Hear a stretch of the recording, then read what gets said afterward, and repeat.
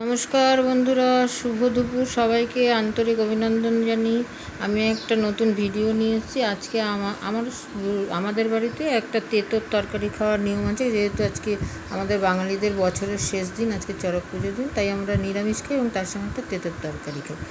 তাই আমি তেঁতোর তরকারিটা একটা ভিডিও করেছি, তা আপনাদের সঙ্গে একটু শেয়ার করে ভাবি। চলুন আমি কিভাবে করছি দেখাচ্ছি।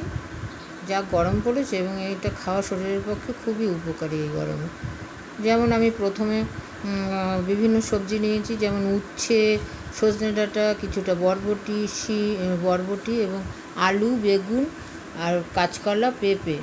এগুলো কাঁচকলা, পেঁপে, সজনে ডাঁটা ভাজিনি, আমি জলে ফুটতে দিয়েছি। তারপরে আমি কড়াইয়ে সরষের তেল দিয়ে বড়ি ভেজে নিয়েছি। কিছুটা বড়ি ভেজে আমি উচ্ছেটাকে তার আগে ফোড়ন দিয়েছি আমি 5 ফোড়ন আর তেজপাতা। তেঁতোর তরকারিতে লঙ্কা দিলে বেশি তেঁতো হয়, তাই আমরা লঙ্কা দিই না।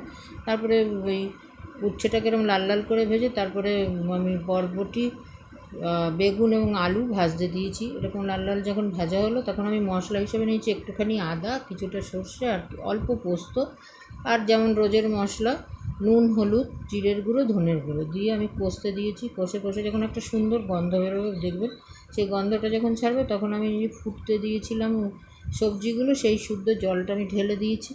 কিছুটা চিনি দিয়েছি, দিয়ে খুব যেন মিষ্টি না হয় আমি তরকারিটাকে ফুটতে দিয়েছি। যখন মাখা হয়েছে তখন বড়িটা দিয়েছি এবং কিছুটা ঘি দিয়ে ঢাকা দিয়ে দিয়েছি। তারপরে 5 মিনিট বাদে আমি পরিবেশন করেছি গরম গরম ভাতে। গেস্ট আসলেও আপনারা করতে পারবেন, খুবই সুস্বাদু লাগে। খেয়ে দেখবেন একবার, সাবস্ক্রাইব করুন।